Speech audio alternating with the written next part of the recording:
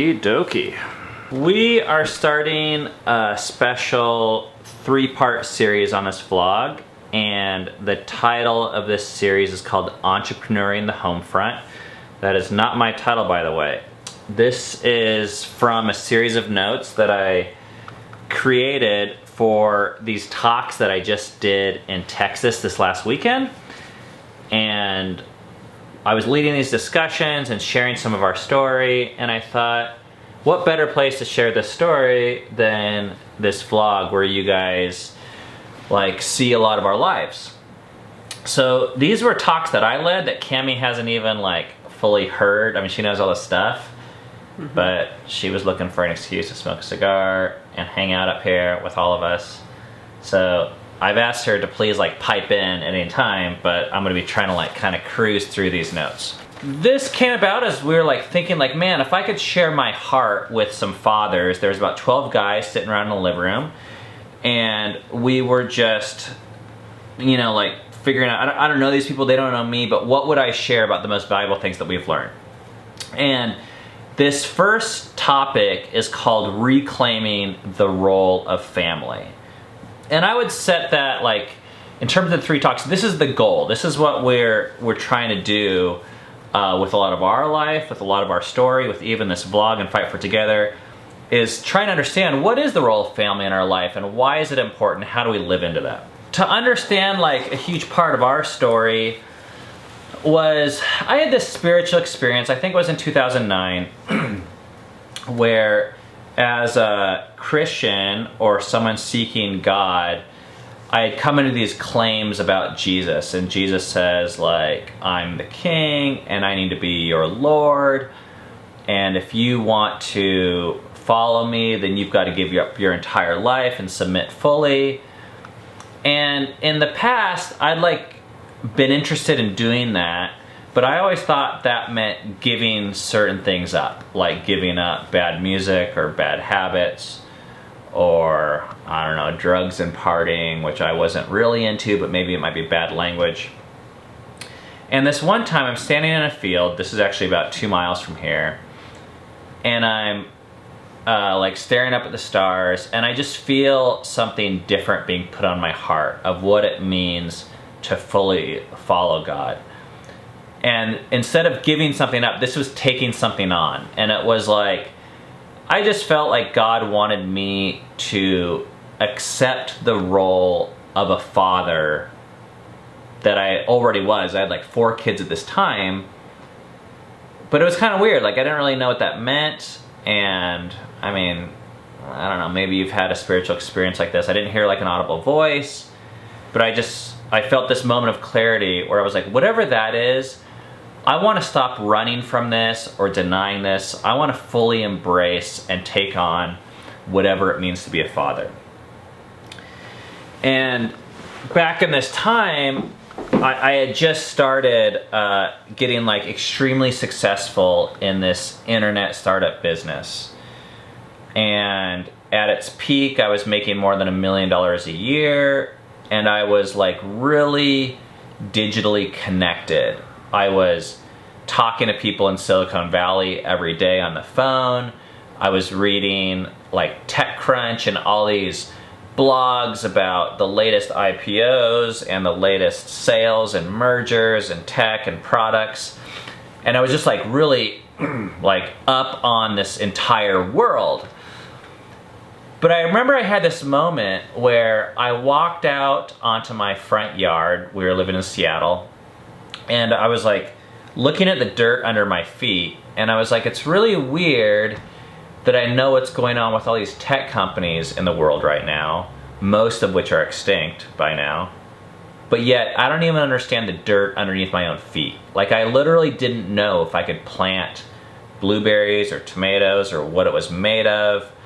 And it was just this weird metaphor to me, how I had been investing all this energy and attention into conquering the world and finances and getting to know all this news and stuff that was way out there, but underneath my own nose, I had given fairly little attention. And at this point, we really cared about family, and even their spiritual growth, but I was really struggling with investing as much time as I like maybe could have.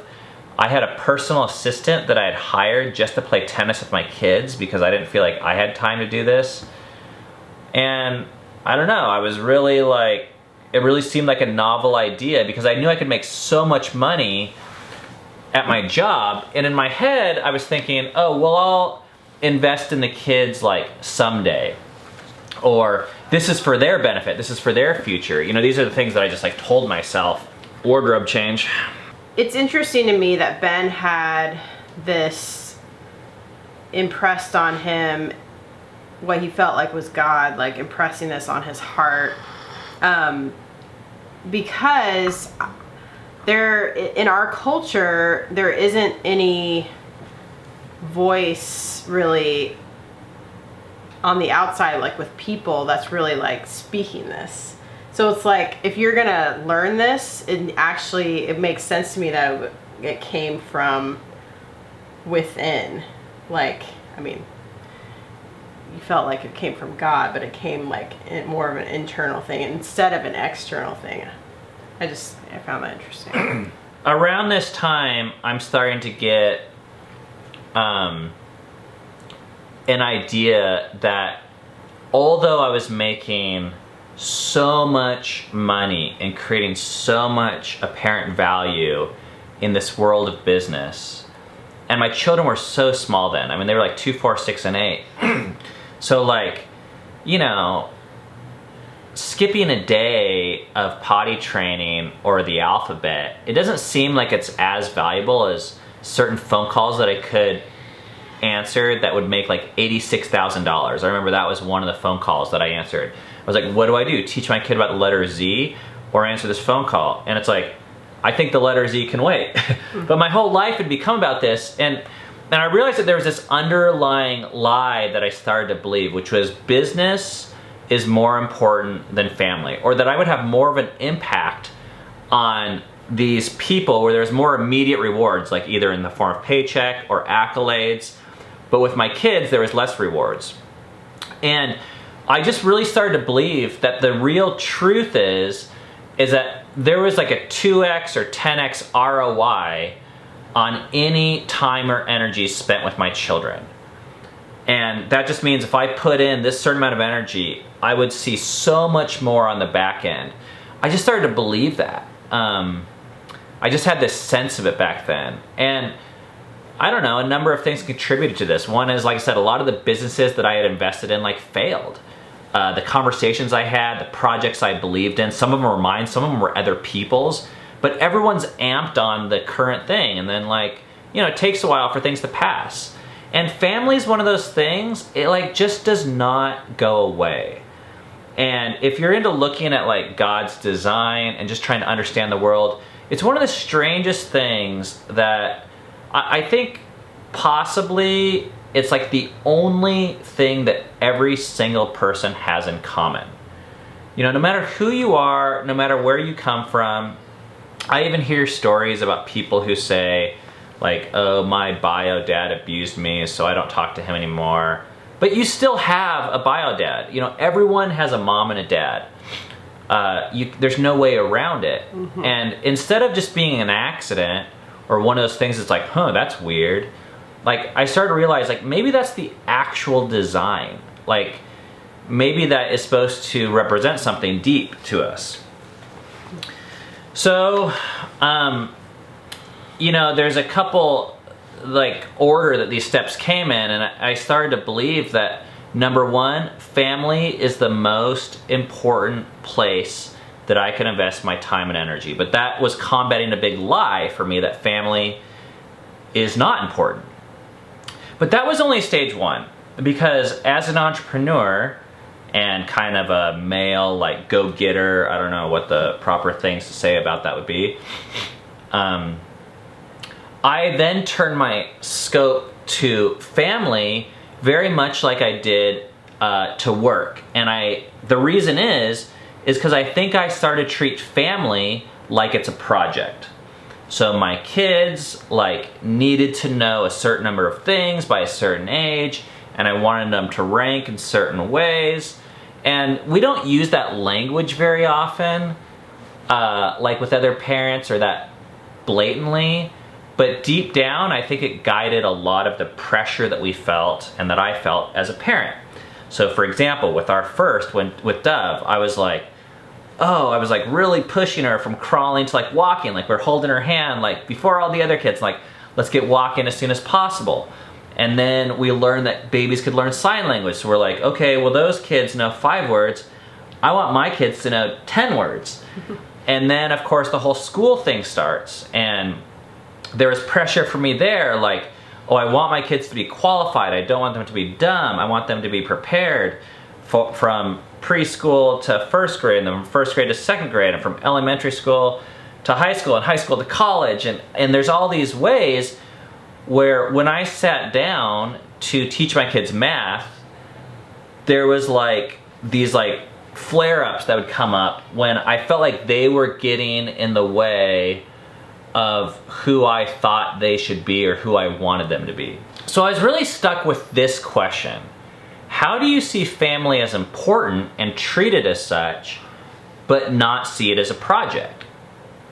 And that's where I stumbled upon what for us is probably the most revolutionary idea in our parenting that I think has changed almost everything that we've done.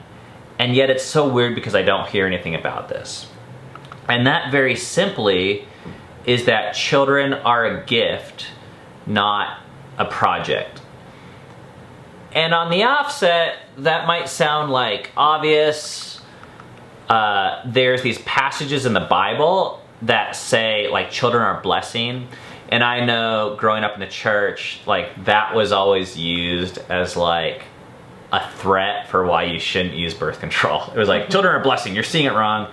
So like, I never really wanted to hear that, but that was how that was used. Mm-hmm. And could you really believe that children were a blessing, but yet still be treating them like a project? And I had also seen that this children are a blessing thing, it felt like this really highly sentimental feeling that I didn't really have. Because, you know, when kids are a baby, they're so cute, and everyone's taking pictures of them and posting them on Facebook and Instagram, and it's like, oh, they're so cuddly. And I didn't really feel that a ton with my babies. And then the older they get, they're not as cute and cuddly, and they start talking back, and you're like, okay, where the heck are you now, you little shit? Like, you're not being a blessing to me now. So this way of describing kids, it didn't really feel like it applied much to us. But another thing that started to shift for me is to realize that when the Bible says children are a blessing, this is talking about way more than how it makes you feel when they're younger. It's actually the fact that children are one of the primary things that God uses to teach us about ourselves and about Him. I mean, sometimes they are like little mirrors, and they are not random, you guys. The stuff that they're made of, the stuff that they come from, and the actual act of parenting, especially when their behavior is bad, is like one of the best pictures.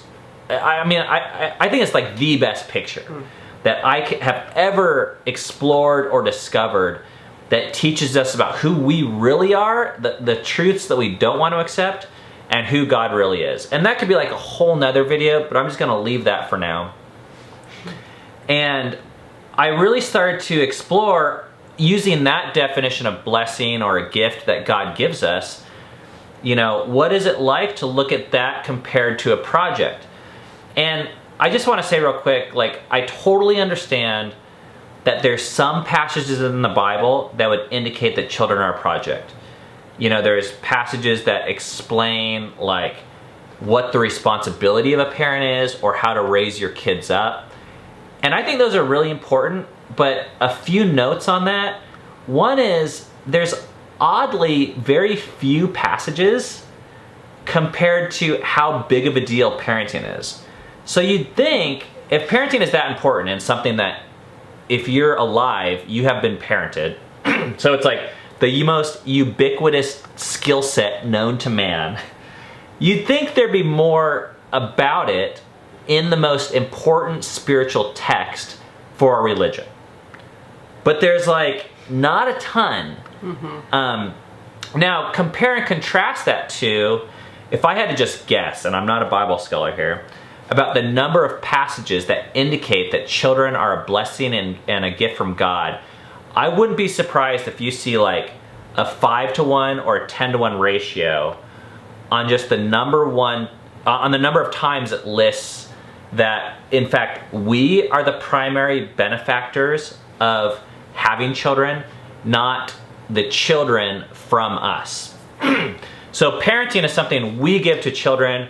We see them as the benefactors. Hey, I have this wisdom, I have this training, I have this strength and power and skill set, and I'm passing it on to you. That's what most people think of as parenting. And I have a burden. Yeah. Well, it comes along with a burden, but I don't think people are really that honest about it. And even good projects, you guys, can be a burden or at least a weight. You know, maybe not in the negative way. Yeah. Yeah. But I started to believe that at least what the Bible taught was that even though kids learn from us and they're smaller and they don't know as much crap, we are in fact the primary benefactors of the whole system. So I was like, man, what are the implications of this belief? Because this sounds really weird, and it's like, what does this even mean? So this was, I'll just share this with you guys briefly, but in 2014, I made this chart, and it's like, I don't know if you can even see this, but it's like the differences between parents and children being the primary receiver of a blessing. So I just like charted out, like, let's say that kids are the primary receiver. Let's compare and contrast a bunch of like categories. For this retreat, I did a much simpler version. This is the much simpler version here. Focus. Whatever. The much simpler version I did is on the back of this piece of paper, and I did this on the airplane when I was driving there. And I just asked this question, and I would ask you guys to think about this as you're even watching this video. For a project, what is the goal of a project just in general? Or how do you define success for a project? Okay, think about that for like 10 seconds.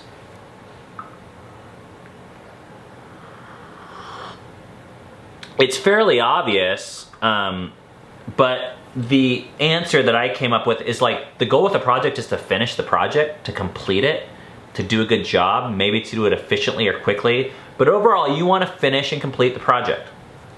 Now, let's just compare and contrast that with what's the goal of if I was to give you a gift, what would be like the best case scenario for that interaction in terms of being a gift receiver? So what I have written down here is it's very different. The goal of receiving a gift is to enjoy it.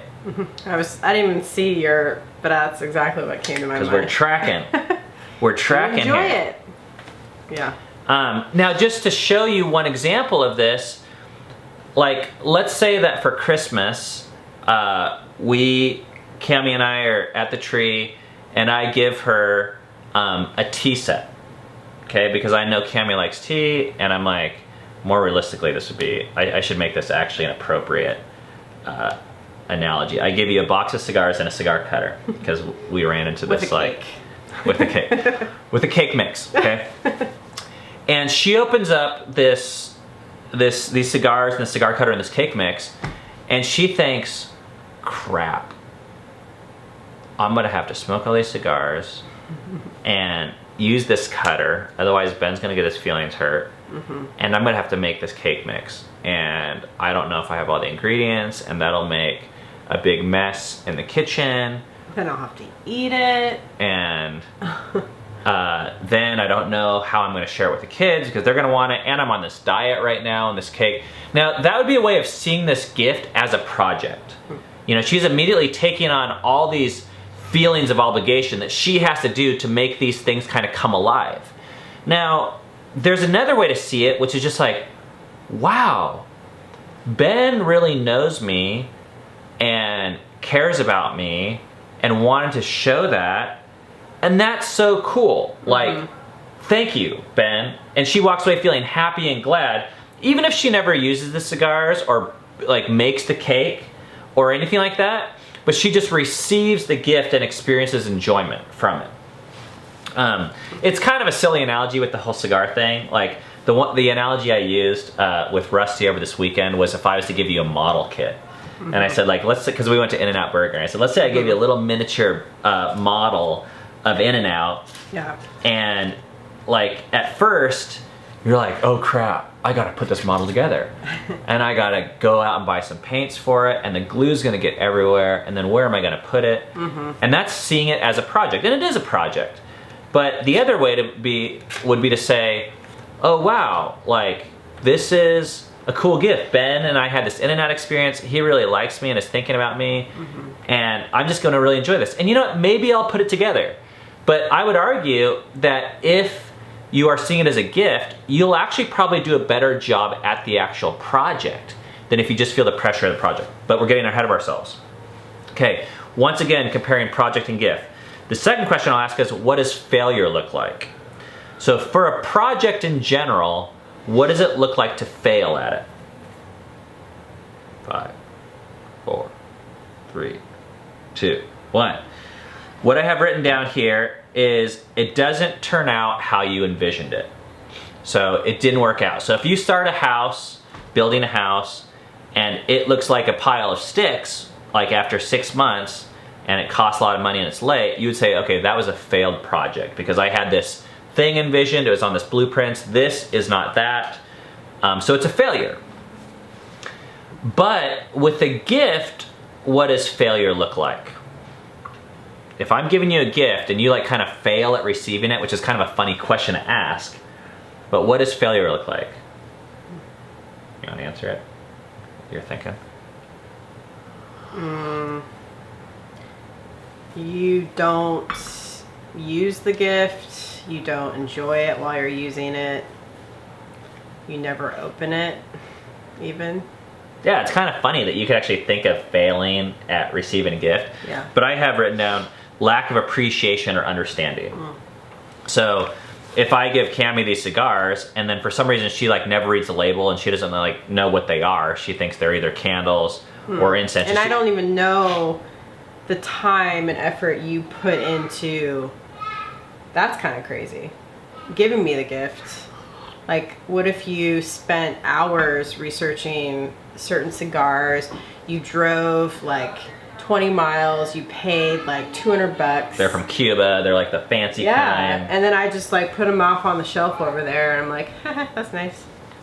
So these are two very different ways of experiencing failure, success, and I think show the difference between if we view children as a project, then we are always going to want to like see them finished or completed or turned out a certain way. And our worst fear, which is failure, is gonna be them not turning out how we envisioned it. And we can envision a wide range of things. You can envision them as like President of the United States, or maybe it's even just like not getting pregnant, graduating high school, not being gay, whatever your thing is, having a reading level by a certain age, not going to prison. Now, once again, those aren't bad things, okay? Like, so whatever you guys' vision is for kids might be composed of good things. But if it's not, if your children aren't really a project, then the gift can be ruined by even like just having it in the wrong category. You know, like we used with the model example, you know, you do need paint and glue for the model. But if you end up stressing out because of the gift, because it's not turning out the way you want, it's really not like why I gave it to you at all, and it kind of misses the whole point.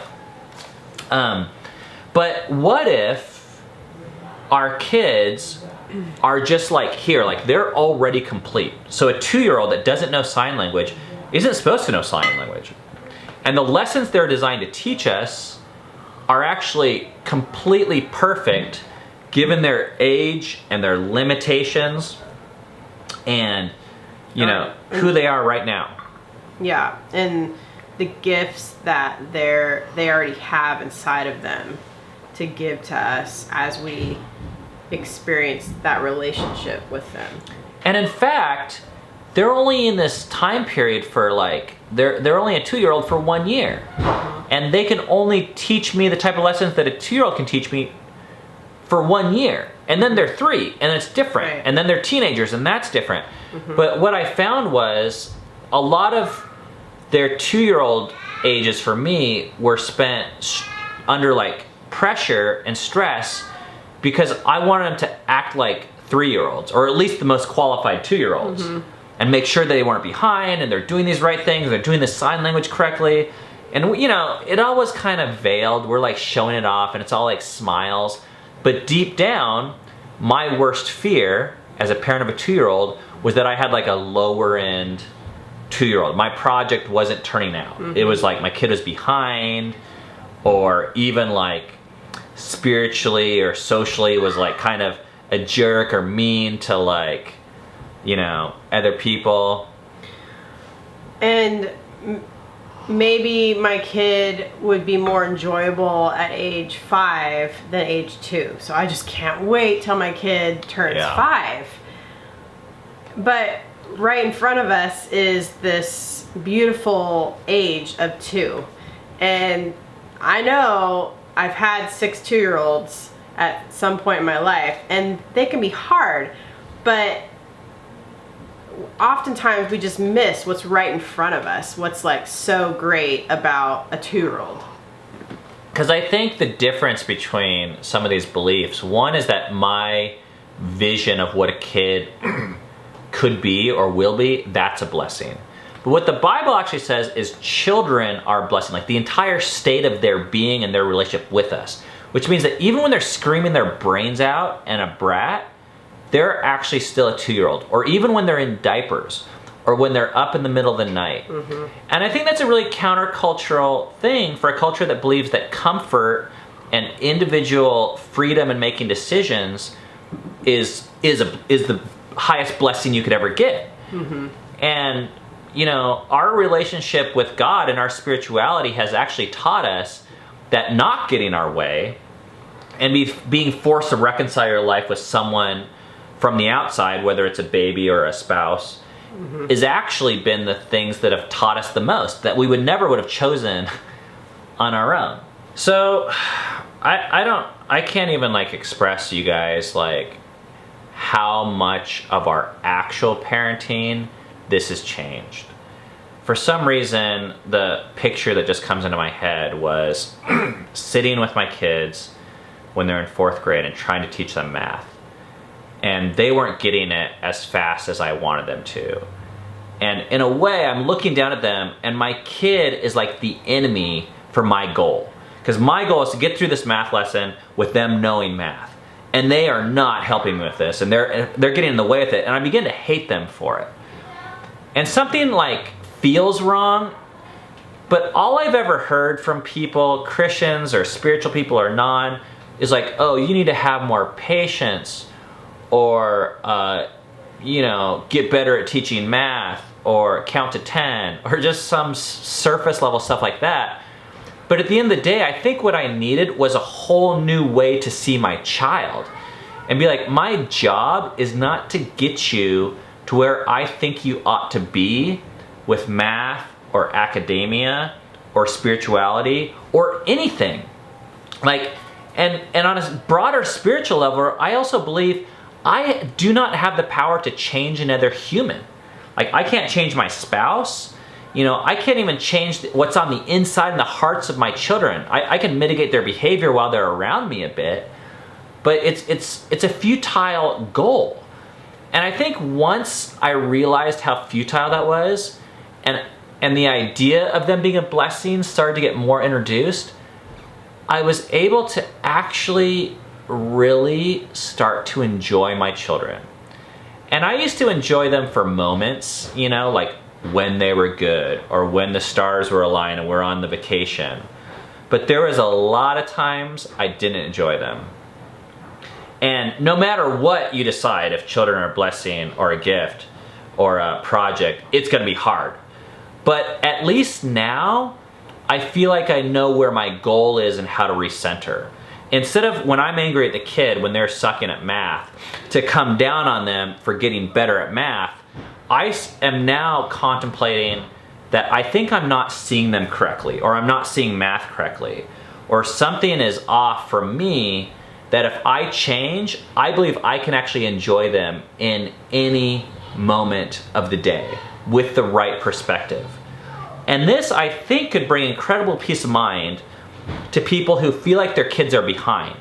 Maybe kids are like disabled, or, I mean, in a way, I feel like we're all disabled in certain ways. And sometimes it feels like, oh, I can't love my kid until they get caught up or undisabled. But really, like, I think contentment can come at any stage. And with Rainier, our 6th child, he's coming up on his 2nd birthday. I can literally, I'm really not exaggerating, guys, and I'm not bragging about this, but I've been, I think, frustrated with him 3 times in his life. And one of them was today. When he's throwing his little temper tantrum, hanging off me. Oh, yeah. And they've been like for moments. And like I said, this is not bragging. This is 16 years of hard work. Not me, the one doing the hard work, but I think hard work being done to me. Where there's been hard moments, you know, where we're like losing sleep. But I just don't find myself fighting with my child anymore. And this is like so much better. And there's not 16 steps to get there or 3 books you need to buy. I think it's actually as simple as seeing children differently, as seeing them as a gift and a blessing and living into that. And I would love to be a part of a community where when we encounter these hard moments, instead of directing a ton of energy into changing the kid, and I think there's a place for those conversations, but where there's this like community of discussion centered around how is our viewpoint of kids off? And how do we see these truths even when they're completely non-evident? Yeah. So that's it. That's like our secret to parenting. It's the biggest shift that we've ever had. And all the like steps to parenting, I find myself not being able to talk to people about parenting, Christians or non, because our belief on kids is so radically different. And even the Christians that I hear say children are a blessing, I don't sense that it's a real deep belief at all. I sense it's a thing people say to placate themselves and others, that has a very surface level implication. And that was certainly true about myself, so maybe I'm putting that belief on others. But what I found is as we've really changed this belief, it's the most controversial and different belief I think you can have. Mm-hmm. You know, because we find our identity in the projects we take on and our self-worth. And we like to be able to look at the projects we've accomplished and be like, I kicked ass in that. And even when they failed, we like to think, oh, I'm going to turn this one around and do a good job. So like, it all comes with identity. Giving up on our children as a project and allowing me to just fully love and enjoy them, I think has resulted in some of the best parenting we've ever done. Because it's the action without the pressure. You know, now when my kid is self-combusting around math, I can like step back and be like, you know, I don't have a vision for how you need to be right now. But I do have the freedom to think about what's in your best interests. And maybe math is in their best interest. So I can still teach you math, but I'm going to come at you where you're at right now and still try and enjoy you and identify with you instead of make you turn out. I think that phrase, giving up your children as a project, is really key, because I think that's what we did. Like, I think we, in our own way, like you had your way and I had my way of how we needed to give that up. And I think it was the act of giving it up over time, then we could actually receive the belief that children are a blessing. For me, I think the biggest thing I gave up as far as a tangible thing of my children are a project was homeschooling. Like, I had so much pressure on me to homeschool my kids. I have to do it a certain way. I have to do it at all. And I have to do it like this. And it took a good year of just really not doing any homeschooling for me to, I finally felt like I gave that up. And I think that's like a good tangible way to say, like, well, how did you get from not believing your kids are a project to believing they're a blessing? Well, I think we had to give that up. Yeah, because school for us, you know, I think education is great, but we weren't educating for the best interests of our kids. I think we were educating so we would feel like good and qualified parents. But we were telling other people, and other people were telling us, everyone's chanting the same mantra, like, oh, we love our kids, we want to give them the best opportunity. Yeah. But deep down, we couldn't let it go. And that was a huge decision for us. That came right in the time period that I was writing this stuff in 2014, when we took 2 years off school, and we said, we need to quit because this form of education is really not for our kids, it's for us. And I feel like since then, we've done the best education in our lives. And really just loving. But I remember asking myself in that time period, what if my kid graduates high school and can't read? Like, are they still a blessing? And I felt guilty even asking that question, because we're like, well, you're a terrible parent, like you should. But once again, you guys, what if being a terrible parent is not enjoying your kids?